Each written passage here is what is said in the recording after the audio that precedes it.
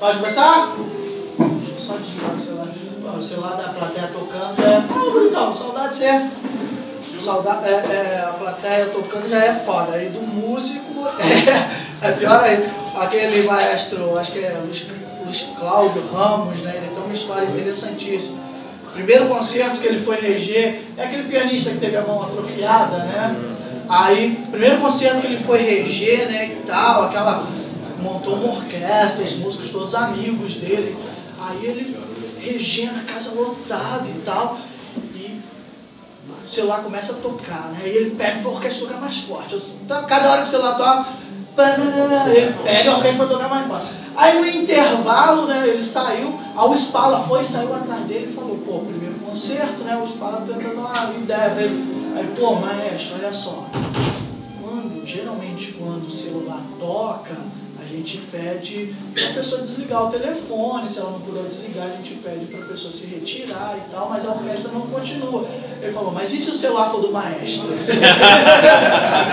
Que ele esqueceu o celular ligado no bolso.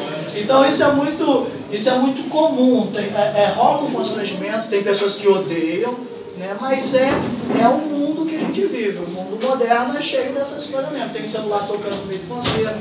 E aí, até a gente tocou agora há pouco tempo lá em Campos, e depois do espetáculo a gente deixou aberto para o povo, assim, perguntar, né, o que eles quisessem.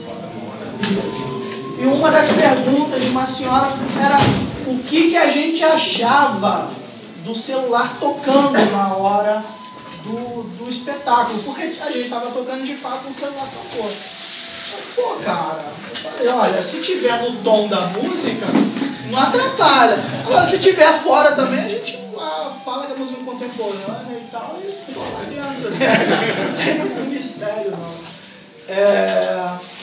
Tá faltando cadeira, né? Vê com o Carlão ali na sala de guitarra, que não vai usar. Você pode trazer mais umas. Mais duas, três? Por aí, umas 4, né? Na sala de guitarra. Então faz igual o Edir Macedo fez lá, amaldiçoou o celular. Eu não faço as coisas não quero amaldiçoar nada, né? Vai que volte, né? Eu não sou supersticioso, mas né? Não vamos arriscar. Melhor deixar quieto. Só esperar a galera que está chegando ali da outra aula.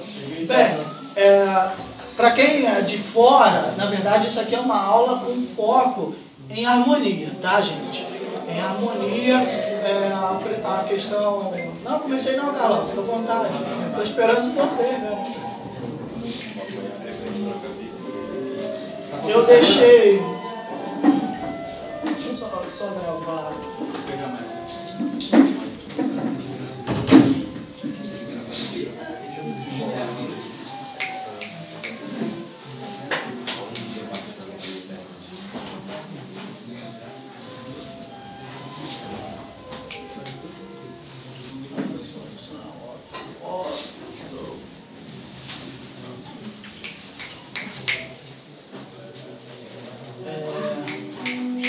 Então, para situar a galera,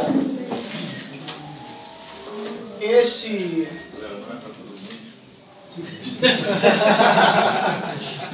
Você só pode ativar aqui o palestrante. Muito obrigado, cara.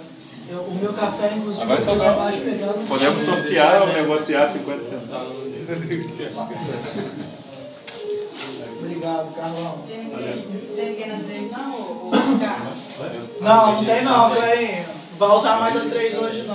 Vai usar a 3 não? Vai não. Então, isso aqui é uma aula de harmonia e voltando. Isso aqui é uma aula de harmonia com uma ênfase nos aspectos da aplicação mesmo, tá? Como é que se faz as coisas todas que a gente estuda e como é que aquilo vira música. A minha forma de expressão é corda, né? É pau com arame, beleza? Guitarra, violão, rabeca, viola, caipira, enfim, é pau com arame. O único significado que esse instrumento tem para mim é eu poder falar coisas através dele. Se não for esse, vai ser qualquer outro. Então eu não tenho esse romantismo com a guitarra. Não gosto de ficar falando por aí que eu sou guitarrista, porque de fato não sou. O fato de você tocar um instrumento o faz um artista, um músico. Agora, ser guitarrista, eu acho que é uma bandeira muito pesada para se carregar, né? Eu prefiro ser músico, ser compositor, ser professor, ou qualquer uma dessas questões. Que fique claro que vocês podem interromper a qualquer momento para fazer qualquer tipo de pergunta, tá bom? Vou começar com uma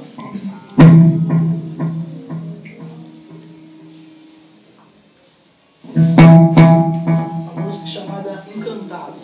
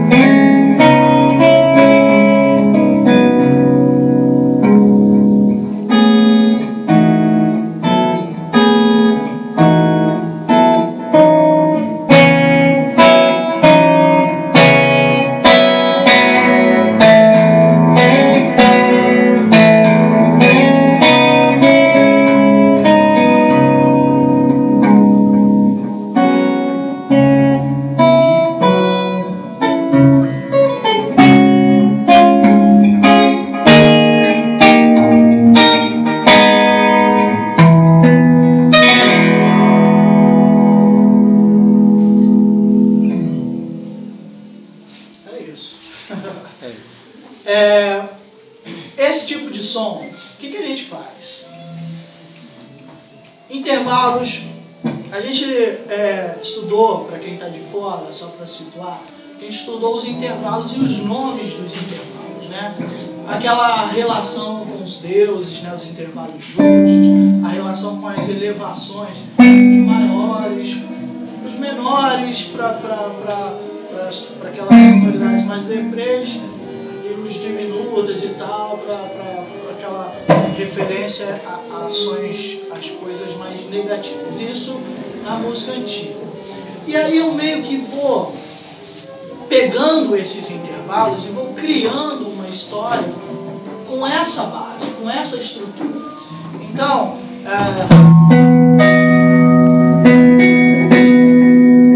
toda essa música, ela tem um intervalo de quinta justa no meio. Quase que inteira, quase que...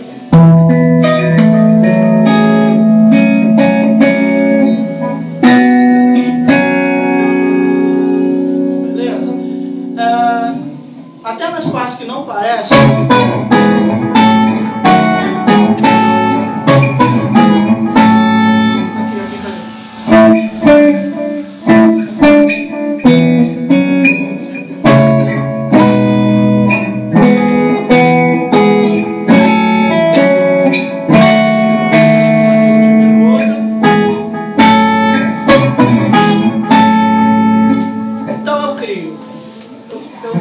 O pensamento foi muito simples. Quinta justa no meio o tempo todo, vários movimentos, uma melodia aguda e uma melodia grave. A estrutura é mega simples. O tom é Mi, raramente eu saio desse tom, continuo no tom, não tem muita variação, muitas escalas, nem nada disso. Isso quando a gente grava, ou quando está tocando com banda, improvisar em cima dessas coisas é muito bacana. E aí você tem a segunda parte dela.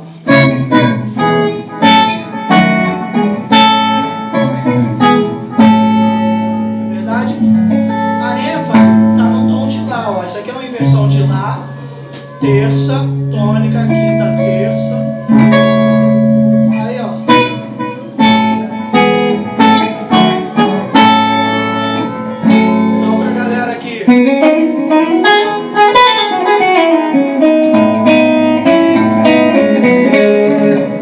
Essa escala aqui, qual que seria? Galera mais rápida aí. Olha lá, gente, a gente está dentro de escala de música. O tom é Mi, eu estou enfatizando a escala de Mi, mas eu estou enfatizando o acorde de Lá. Isso soa o quê? Lídio, né? Quando você fizer essa escala de Lá, a nota Ré vira Ré sustenido.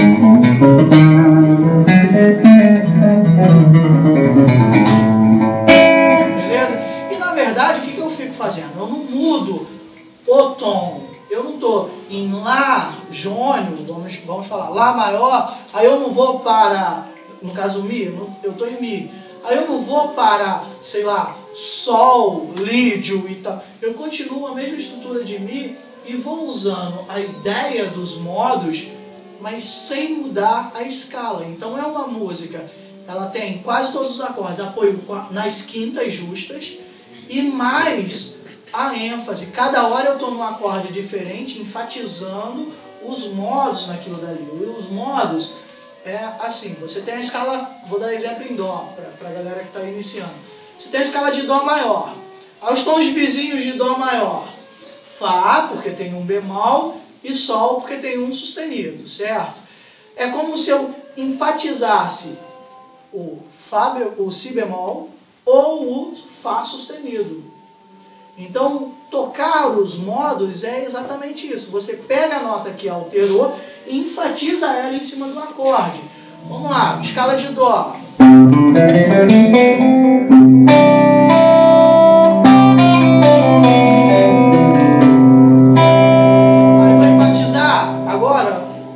O Si bemol, escala de Fá, tom vizinho, o acorde continua.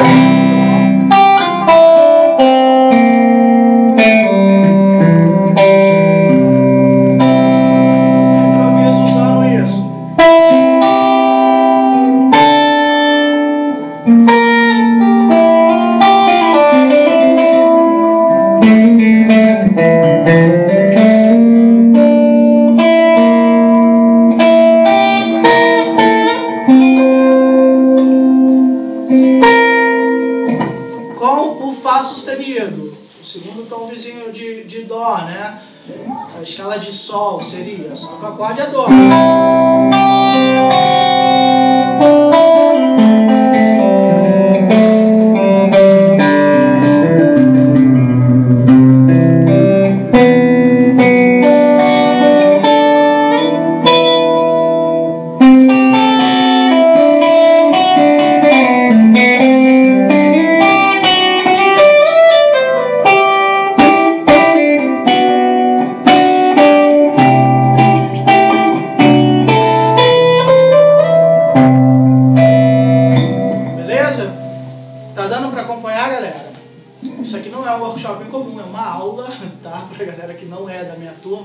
Mas dando apoio àquilo que a gente fez nas aulas de harmonia.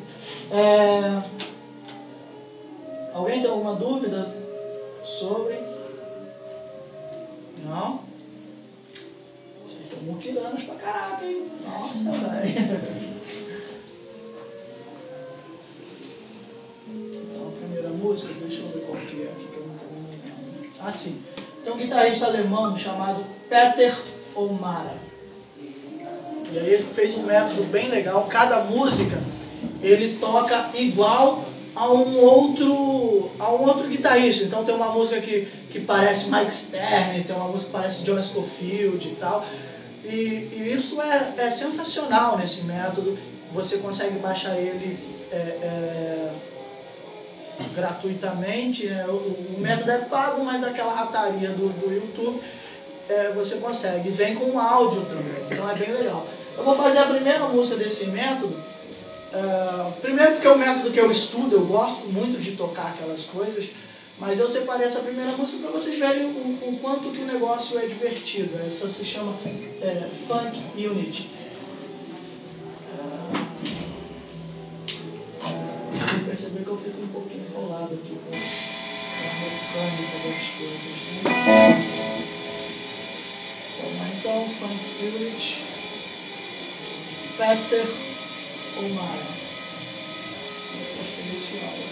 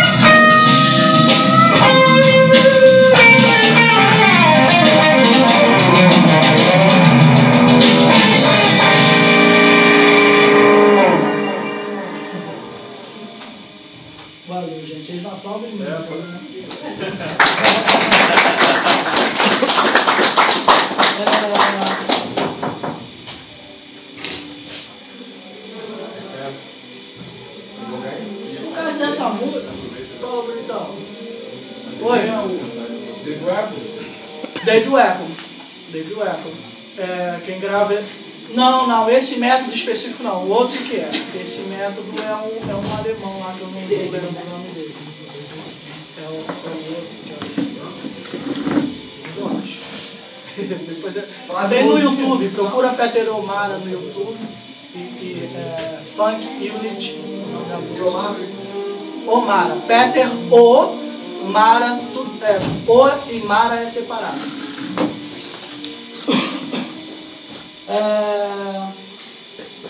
Essa música, deixa eu tirar a distorção.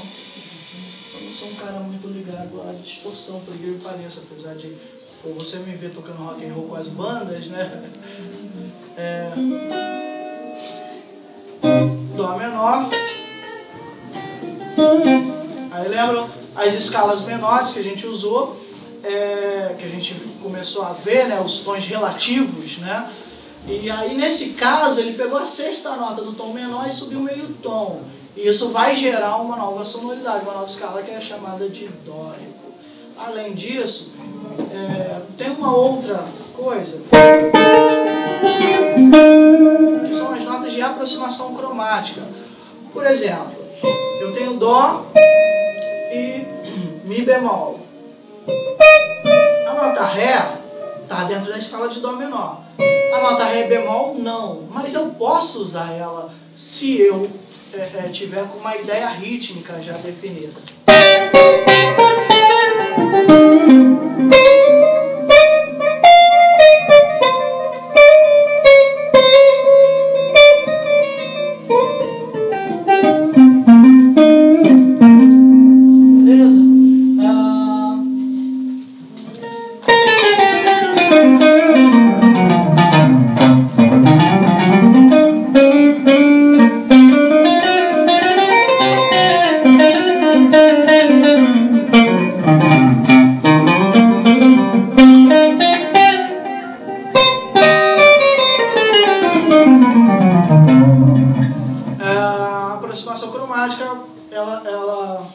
A regra é o ritmo, tem que ter a figura rítmica tem que estar muito bem definida. Se você ficar tocando essas coisas sem se preocupar muito com essas pegadas no ritmo, não vai ser difícil manter uma sonoridade. E a outra é, você passa por essas notas cromáticas, mas você não para nelas, você para só nas notas ou do acorde, ou no caso dessa música aqui, que eu estou tentando fazer o mais tranquilo possível, sem sair muito, pentatônica, tá bom?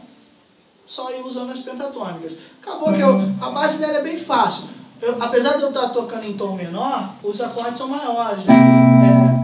Dominantes, Dó com sétima, depois Lá bemol com sétima, Si bemol com sétima, é só isso, a música inteira, só tem esses acordes.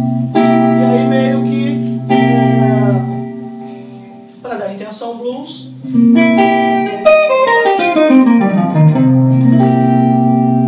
pentatônica menor em cima de um acorde dominante. Beleza? Acorde maior, tríade maior com sétima menor. Com a aproximação cromática vai dar. Teve um pouquinho de outside também. Sim, aí rolei bastante. Naquela hora que eu tô tocando, que eu não sei muito o que eu vou fazer, aí eu piro o cabeção, né? Mais outra pergunta? Mais alguma? Vamos então para a próxima.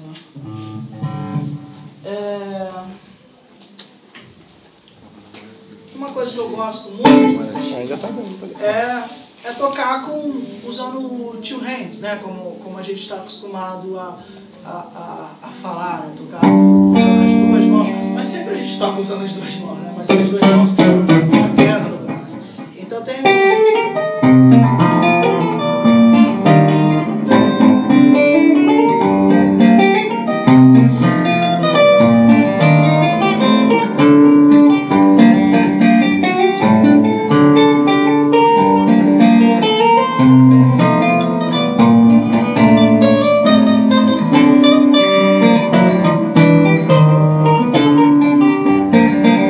esse tipo de coisa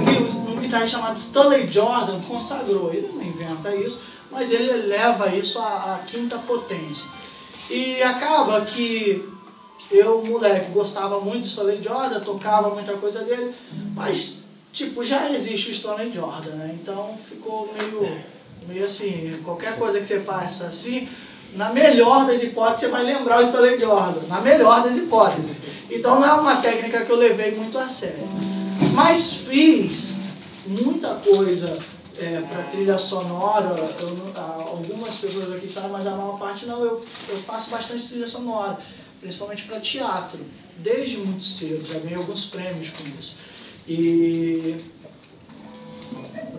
eu fiz uma música que ela não tem nem nome, na verdade. Eu coloquei aqui só para identificar Granules, que é areia, né? Só para lembrar alguma coisa. E aí essa é uma das músicas que estava perdida lá em casa, eu parei para ouvir. Pra vocês terem uma ideia o quanto que o negócio é arcaico, eu escrevia tudo no Guitar Pro 3, cara. Saca? Assim que lançou o Guitar Pro 3, a galera que acompanha aí programas de computador, isso é muito antigo, né, velho? Eu não sei, 97, 96, alguma coisa assim. E aí eu fiz essa música nessa época para uma peça de teatro e depois nunca mais toquei. Aí eu achei ela lá, o arquivo Guitar Pro, aí decidi voltar a tocar esse negócio. O princípio é muito parecido com a da primeira música, que são as quintas rolando, mas nesse caso eu não fico usando só as quintas, eu uso mais coisas e tal, mesmo porque nesse período, que eu era um jovem guitarrista, eu não tinha maturidade para fazer uma composição mais certinha e tal. E como é trilha sonora, não pode chamar muita atenção, né? A música tem que ficar sempre no sapatinho e tal. Aí acabou que eu dei uma prolongada nela aqui para improvisar em cima, porque, né, improvisar é divertido. Mas enfim, a música é bem tranquila. Vamos lá.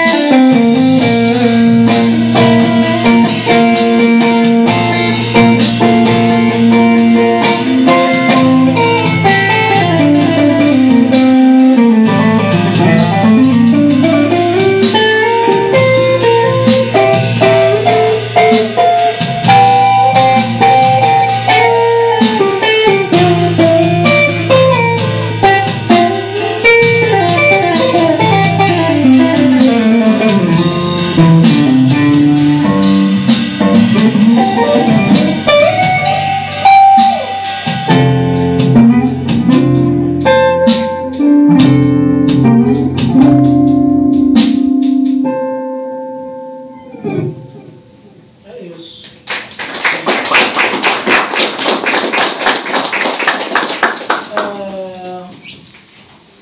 Alguém tem dúvida, gente? Geralmente esses assuntos geram tanta dúvida assim.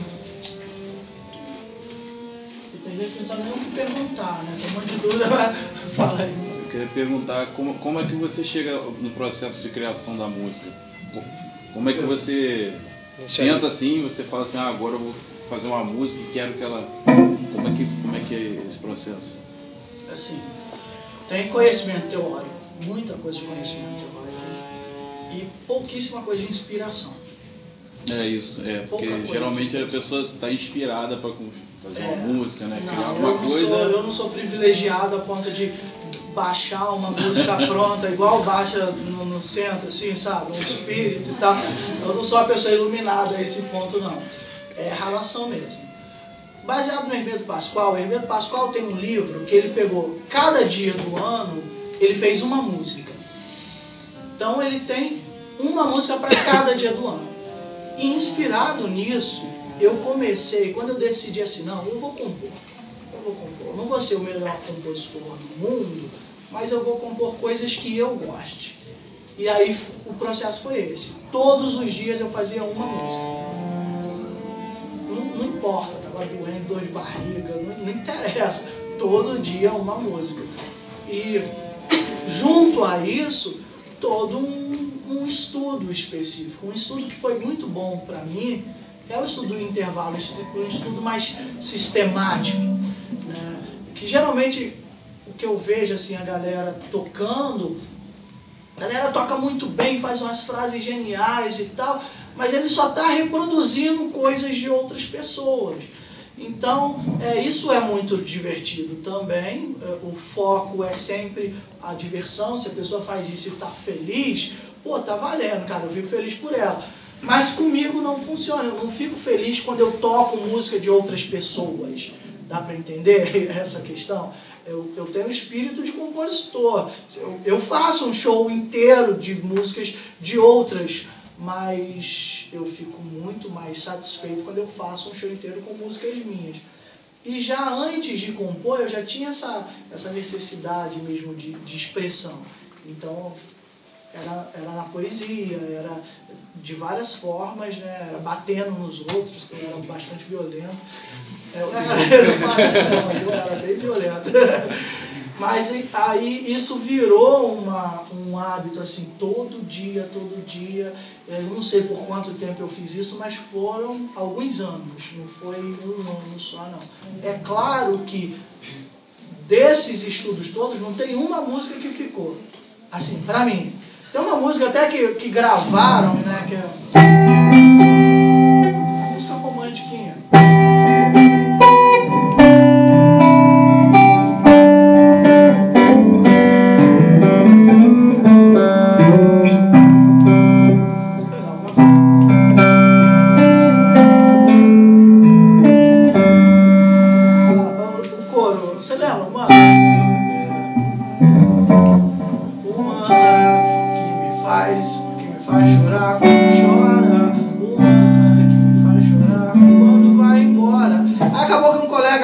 Gravou isso, colocou na internet, um monte de gente ouviu, mas a música é horrível, sacou? Só que as pessoas também gostam de coisas horríveis, né? Isso aí não é a questão. Então essa história da música, da composição foi isso. É um exercício ainda. Tipo, você já não tem uma coisa programada na cabeça, você vai construindo parte. Tipo uma obra, faz o alicerce, depois levanta. Ah, sim. É tipo assim, não tem uma coisa já pré-programada na sua cabeça. Não. O Carlão faz música também. Você é desse tipo, músico espírita, compositor espírita, Chico Xavier. Chico Xavier. Confesso que às vezes pinto uma ideia, mas não veio uma música pronta, talvez eu não esteja preparado para isso. Mas veio uma ideia dessa ideia. Mas geralmente eu fico esperando esse negócio mesmo. Olha, nunca aconteceu comigo. Eu até queria, pô. Eu vejo gente, nossa, essa música veio prontinha pra mim. Porra, que inveja. Não, mas às vezes o cara ouviu uma música, sei lá, aquela música que inspira ele, dali. Às vezes o improviso tem a galera que compõe compõe, começa a improvisar alguma coisa, aí pinta uma ideia dali. Aham. Acontece. E acontece autoplágio também, né? Você fez uma música e depois você meio que esquece dela, aí você compõe ela de novo, né? Isso. Quando você não compõe uma música que está no seu subconsciente que já é de outra pessoa, né? Acontece também. Tem um riffzinho que você faz, só que aquilo já fizeram aquele riffzinho, né? já é de outro cara. O Lenine tem uma frase ótima quanto a isso, né? Acusaram o Lenine de plagiar o Jackson do Pandeiro. Aí ele falou, cara, são só 7 notas musicais, não dá pra ser original. Então, pô, eu achei ótima a frase, né? Fala aí, velho. Quais são os seus trabalhos com composição de trilhas sonoras? Foram só no teatro ou teve outros trabalhos? Tem filmes rolando, inclusive tem um aluno que deveria estar aqui, aquele corno, e ele estava num dos filmes que a trilha sonora é minha.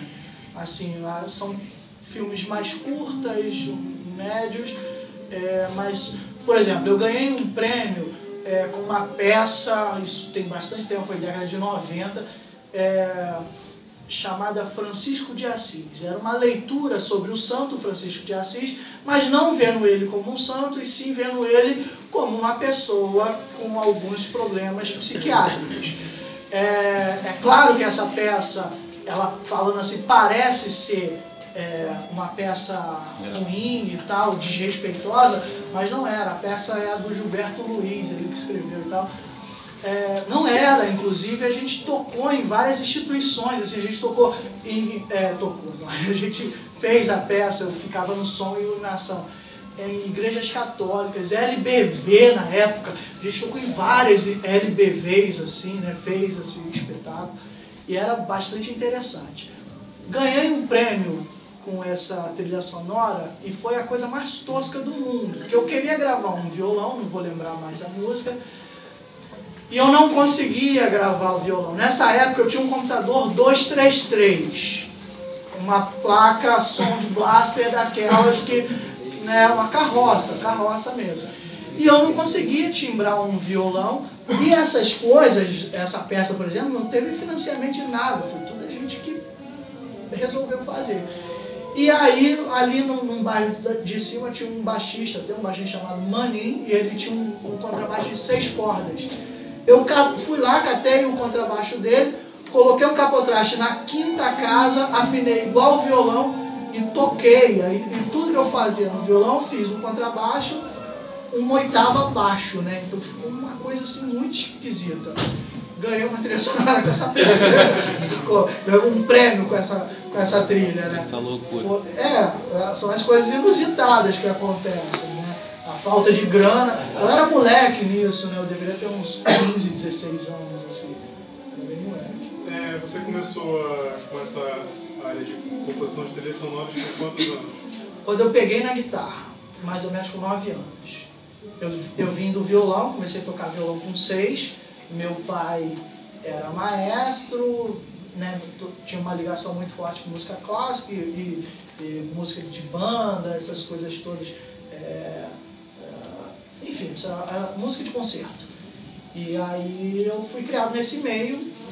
Quando eu peguei o violão com 6 anos de idade, eu meio que já sabia ler partitura, porque todo ensaio eu estava lá do lado dele, eu via ele ensinando pra galera. Então a vivência na música, com música na minha família é muito forte, sempre foi.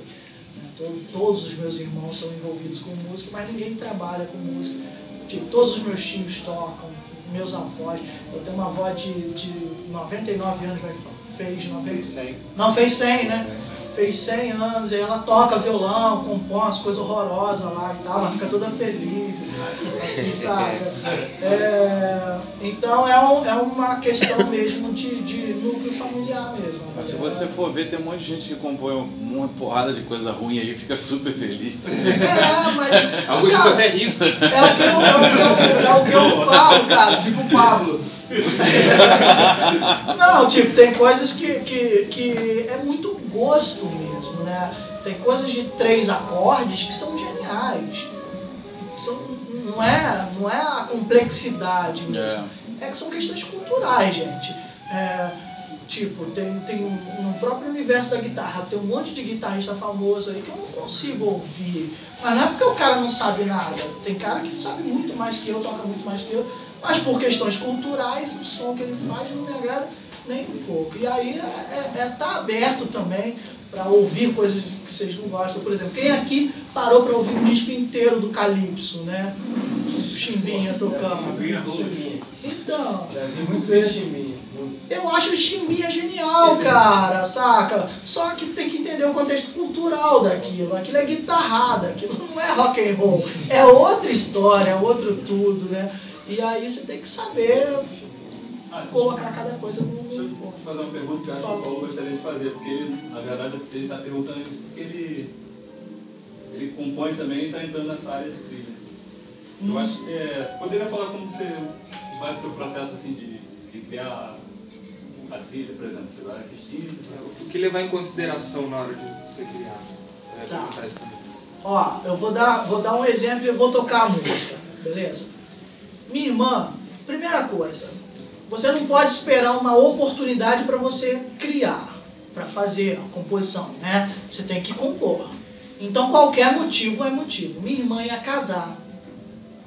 E aí ela adora praia, sempre adorou praia e teve que ir morar em Volta Redonda, porque o marido dela é de lá, trabalha lá, e aquela coisa toda. E isso para ela, naquele momento ali de antes do casamento, era uma questão, assim, colocou em xeque os sonhos dela e tal. E esse foi o gancho para mim fazer a música da entrada dela na igreja, né? Não foi na igreja, eles não casaram na igreja, mas da entrada dela lá, aquelas coisas que as noivas adoram, se fantasiam de fantasma, né? E aí, esse foi o gancho para mim. Pô, qual é o ponto entre Volta Redonda e Angra? Tem uma serra ali, como é que é o nome daquela serra? Piloto, né? Não é das Araras não, do Piloto. O que eu fiz? Eu fui pra lá, velho. Eu fui pra lá, fiquei subindo, descendo, ouvindo os sons e tal, porque eu queria fazer algo que remetesse as duas coisas. E qual é o grande ponto da música instrumental? Uma música que exatamente não tem a literatura ali para dar um apoio. Você tem que provocar nas pessoas sentimentos que lembrem ela daquelas cenas. E aí eu já fiz isso aqui com algumas pessoas, né? Com algumas turmas, que eu dou um papel, não falo nada sobre a música, dou o papel para a pessoa e falo para ela desenhar, escrever o que ela quiser e toco a música. E aí a pessoa vai e todo mundo meio que escreve as mesmas coisas, né? Tem as mesmas referências. Então provocar esses sentimentos é o grande desafio de quem faz música instrumental. E aí eu coloquei o nome da música Entre a Serra e o Mar, que é justamente entre Volta Redonda e Angra ali, e toquei essa música na entrada da minha irmã. Deixa eu fazer ela aqui. Eu não estudei isso, vai ficar bem tosco, mas...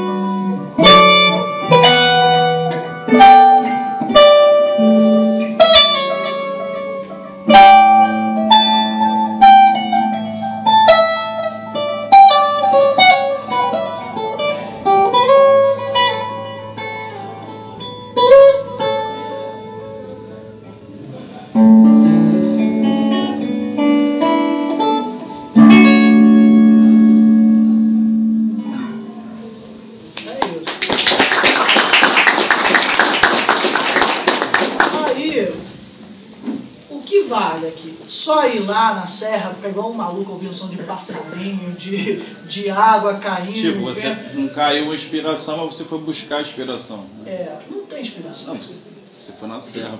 Eu não trabalho com inspiração, cara. Só dá pra deixar isso assim. Eu tinha um propósito, aí eu saí atrás desse propósito, sacou? E aí registrei todos aqueles sons, né? Fui registrando. Como era esse registro? Era igual eu paro para ouvir música, eu parava para ouvir sabe, a folha, o pássaro, a água, é apreciar mesmo, é prestar atenção no timbre, é transformar aquele momento ali num grande momento de apreciação. E aí depois fui para casa com essa bagagem e comecei a trabalhar essas sonoridades. A primeira coisa que eu fiz foi a melodia. Então a melodia foi... Vamos ver mais lá.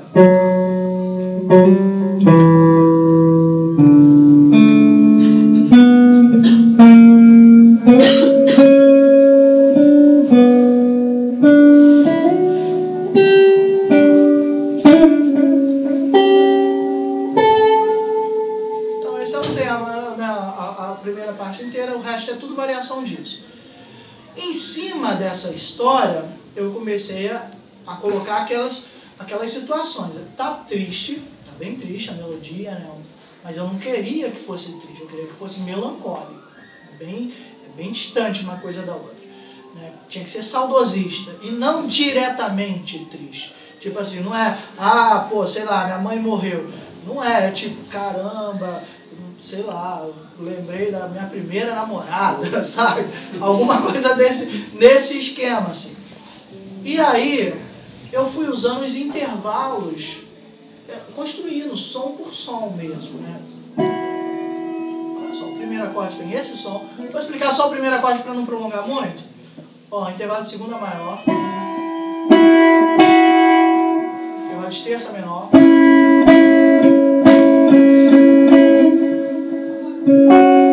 Daqui pra cá, intervalo de quarta justa. Aí misturando as três coisas com o apoio do Ré, que foi o tom escolhido. O Ré, eu escolhi o Ré porque a nota Ré sempre me lembra o Sol. Assim, eu não sei, eu escuto a nota Ré, eu não consigo ouvir Ré e pensar num dia assim, entendeu? Aí já é maluquice mesmo. E aí eu cheguei nessa conclusão aqui. Não foi simplesmente, vou tocar. O acorde é simples, gente, é Ré com sétima e nona, poderia ser. Mas eu cheguei nessa conclusão. Para não cansar nessa sonoridade, a segunda vez que eu toquei só a sétima maior mesmo, como...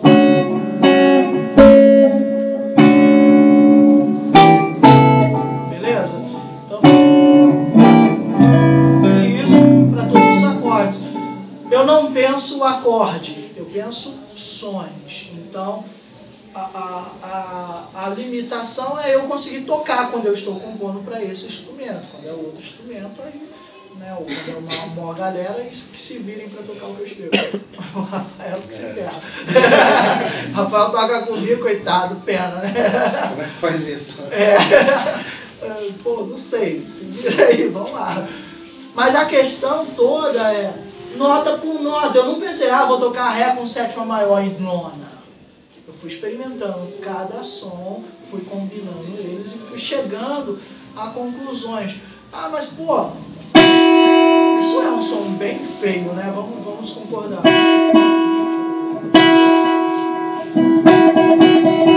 Mas quando você para ouvir a natureza, você tem esses conflitos de timbre, você tem uma série de coisas que não é tão bonito assim e tal, né? Essa apreciação da natureza a gente aprende principalmente a apreciar o feio, né? As meninas, por favor, aprendam isso porque vocês são minoria, né? São 7 mulheres para cada homem. Então, se vocês não aprenderem a apreciar o feio, vocês vão ficar solteiros. Então, por favor, beleza? Eu estou alongando bastante, né, galera? Alguma outra dúvida? sobre o mercado de trabalho e como conseguir projetos na área de composição de trilhas. Cara, faz trilha sonora para quanto mais pessoas você puder, de graça. De graça. Vai. Por exemplo, recentemente eu estava fazendo para uma companhia lá da Lapa. Qual foi o link? Sem cobrar. Qual foi o link? Uma amiga minha entrou na companhia, precisava de uma trilha sonora, ela foi e me falou, eu peguei. Mas, quando rola um projeto, e esses projetos rolam, o autor da trilha ganha. Então, você não vai ganhar assim, o cara não vai te pagar, eu te pago, sei lá, 12 mil para você fazer essa trilha sonora. Não, é assim, você fez a trilha sonora, a sua peça entrou num projeto do Sesc, aí a peça entrou com um projeto de 9 mil reais, aí sei lá, você vai ganhar aí 400, 500 reais, só que 400, 500 reais cada vez que a peça acontecer. Sacou? Aí é os direitos autorais e tal, aí é só você cuidar dessa área. Música é mercado, gente, ok? Você tem que lidar com as coisas igual você lida com a empresa mesmo, com a sua carreira. Esse recolhimento de valor que o senhor deu como exemplo, ele seria feito por um contrato ou é pelo ECAD? Cara, eu não sei nem o que é o ECAD. Eu vou ser muito sincero com você, não tenho carteira da Ordem dos Músicos e nunca vou ter. Beleza? Você tem empresas específicas que recolhem, ou você pode acompanhar as coisas e você mesmo ir conversando com os organizadores, com os responsáveis por colocar a peça com a sua trilha. O ECAD ele coleta isso, mas já viu o ECAD chegar em algum lugar mesmo? Desde a época do Tim Maia, né? O Tim Maia já reclamava disso lá, trocentos séculos atrás, que tipo, o Tim Maia recebia na conta dele por mês coisa de R$2, R$3. Isso era o que o ECAD passava pro Tim Maia, velho. Pô, existe um documentário sobre samba que fala muito sobre isso, que é o Moreira da Silva, Onde a Coruja Dorme, o nome do documentário, e aí ele fala sobre direitos autorais pra galera assim, pra galera fodida, né? Como é que é? Porque uma coisa é o direito autoral pro Tom Jobim, pra Vinícius de Moraes, pro Chico Buarque, outra coisa é um compositor ali de Nova Iguaçu, né, que escreveu: vou apertar, mas não vou acender agora. Vou apertar, mas não vou... Esse cara é camelô. E aí, ele não recebe nada. Olha quanto que essa música é tocada. Né? Então, tem essas questões. Eu sou bem crítico quanto ao ECAD, à Ordem dos Músicos. Esse cara ainda é camelô? Agora eu não sei, porque o documentário tem uns 7 anos que foi gravado. Mas na época que a música já estava bombando, fazendo essa sucesso. música é da década de 80, não é? 80. Fael que é pano de Cro. Década de 80. Bezerra da Silva. Bezerra da Silva. Eu troquei o sambista. Mas aí é isso. Recolher, tem que acompanhar. Você tem que acompanhar mesmo. Né? Uma banda, assim, sei lá, vamos pensar aqui uma banda independente. O Teatro Mágico. Banda independente, certo? A galera vai lá, faz tudo e tal. Cara, são 20 pessoas trabalhando toda a produção e a arrecadação das coisas do Teatro Mágico. Então não é assim, fiz uma música e ok, vou ficar rico. Não é, quem dera que fosse. Mais alguém? Não, assim, só para voltar aquele assunto anterior, dentro do que você estava falando, então assim, na questão da aspiração. Pode ser que seja uma ideia, mas assim, sem trabalho, cara, isso que eu queria dizer assim, se não sentar o bumbum e estudar muito, você não vai desenvolver nada. Aí eu queria que você falasse até acerca disso, que é o que você está falando na aula mesmo, na questão da aula que você deu. Então assim, aproveitar isso e transformar em algo, né? A prática é a que vai fazer toda a diferença. Senão fica igual, desculpa. Não, pode complementar. Diga. igual aquela mãe que tem, não, minha filha vai ser a grande poeta. Ela é muito inspirada, assim, porque... E daí, vai fazer o que com essa inspiração? E o que é essa inspiração? Também concordo contigo, não sei disso. O escritor de Facebook, né?